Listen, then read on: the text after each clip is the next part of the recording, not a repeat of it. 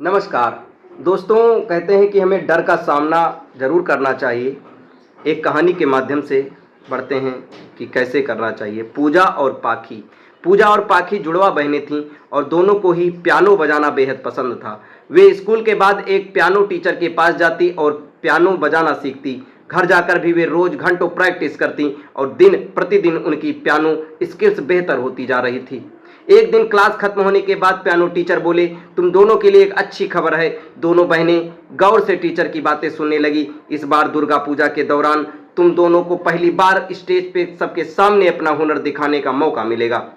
दोनों एक दूसरे को देखने लगी। उनके दिल तेजी से धड़कने लगे। उन्हें डर था कि पता नहीं वे इतने लोगों के सामने परफॉर्म कर पाएंगी या नहीं। अगले कुछ हफ्तों तक दोनों में जम करके तैयारी की और अंततः दुर्गा पूजा का दिन भी आ गया। दोनों अपने माता पिता के साथ स्टेज के पास बैठी बाकी बच्चों का प्रोग्राम देख रही थी। उनके मन में कई सवाल चल रहे थे। अगर मैंने वहां जाकर गलती कर दी तो, अगर मैं अपनी धुन भूल गई तो सब लोग कितना हंसेंगे, कितनी बदनामी होगी। वे ऐसा सोच ही रही थी, तभी एंकर ने अनाउंस किया, और हमारा अगला टैलेंट है पूजा। अपना नाम सुनकर पूजा के पैरों तले जमीन खिसक गई। उसका चेहरा पीला पड़ गया। मम्मी पापा ने उसे स्टेज पे जाने के लिए एंकरेज किया, पर वो कुर्सी से ही चिपकी रही। अंत में मम्मी ने एंकर को आवाज दी, माफ कीजिएगा, पूजा की तबीयत ठीक नहीं है।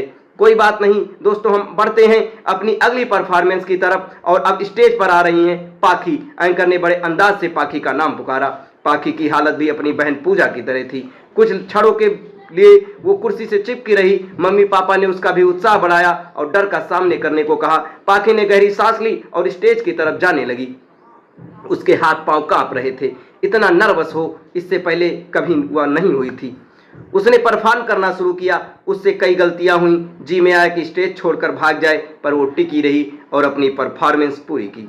पाखी की हिम्मत के लिए लोगों ने तालियों से उसका उत्साहवर्धन किया। इसके बाद फिर दोनों ने पहले ही की तरह पियानो सीखने लगी। समय के साथ दोनों में काफी सुधार आया और कुछ महीनों के बाद एक बार टीचर ने उन्हें सूचना दी, अगले महीने शहर में एक कॉन्सर्ट आयोजित हो रहा है और तुम दोनों को उसमें परफॉर्म करना है।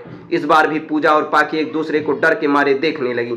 जब कंसर्ट का दिन आया तो एक बार फिर पूजा अपनी सीट से नहीं उठ पाई और पाखी पिछले बार की तुलना में अधिक कॉन्फिडेंट थी और उसने पहले से बेहतर परफॉर्म किया। दोस्तों, पूजा और पाखी की कहानी हम सबकी कहानी है। जब पूजा की तरह फेर को अपने ऊपर हावी होने देते हैं और उसका सामना करने से पहले ही हार मान लेते हैं तो हमारा सेल्फ कॉन्फिडेंस घटता जाता है।